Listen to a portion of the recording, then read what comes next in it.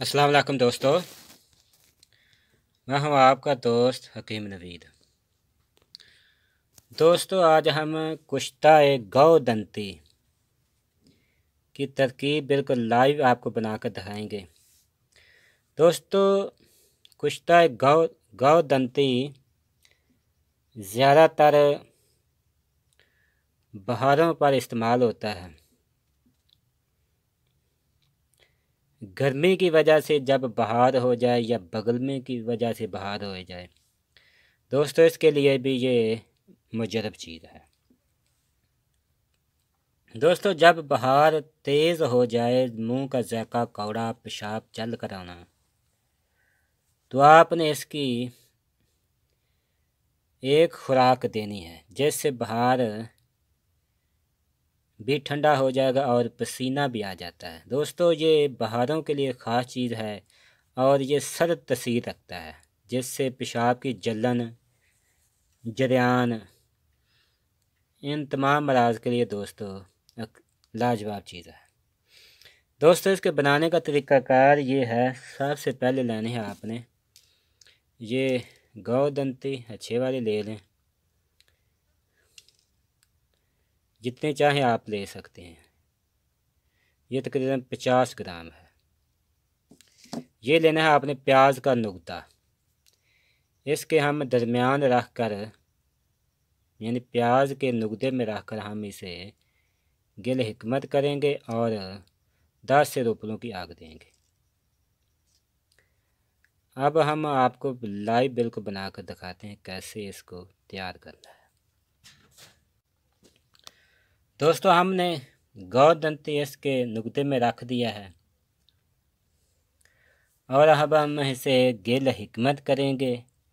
गिल हिकमत खुश्क होने के बाद हम इसे 10 से रुपयों की आग देंगे। दोस्तों, हमने कुश्ता को 10 से रुपयों की आग दी है। अब हम ठंडा होने के बाद हम इसे बाहर निकालेंगे।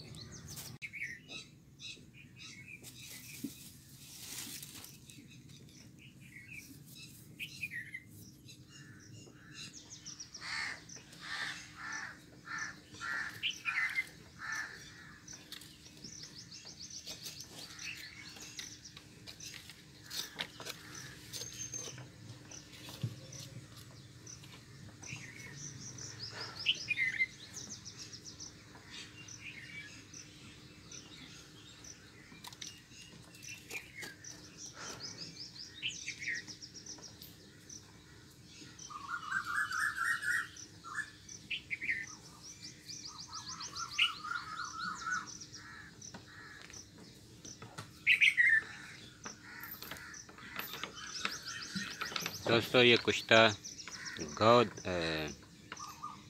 गौदंती बिल्कुल सफ़ेद रंग का तैयार हो चुका है। अब हम इसे खल करते हैं। दोस्तों, ये कुश्ता गौदंती बिल्कुल तैयार हो चुका है। दोस्तों, इसकी खुराक मकदार 1 से 2 रोटी तमाम किस्म के बहारों के लिए दोस्तों मुजरब है। ख़ास कर गर्मी के बहार यानी सफ़रावी बहार के लिए दोस्तों मुजरब है। और जोड़ों के दर्द के लिए दोस्तों और असहाले मेदी और जिगर में भी दोस्तों ये मुफीद चीज़ है। आपने इसे मुख्तलिफ़ बददका जात के साथ यानी मुख्तलिफ़ चीज़ों के साथ आप इस्तेमाल कर, यानी आप शरबत नीलोफ़ार या बनफ़शा के साथ आप सफ़रावी बहारों में इस्तेमाल कर सकते हैं। इसी तरह आप शरबत अनार के साथ भी इस्तेमाल कर सकते हैं। दोस्तों, इसकी खुराक मकदार 1 से 2 रहती है।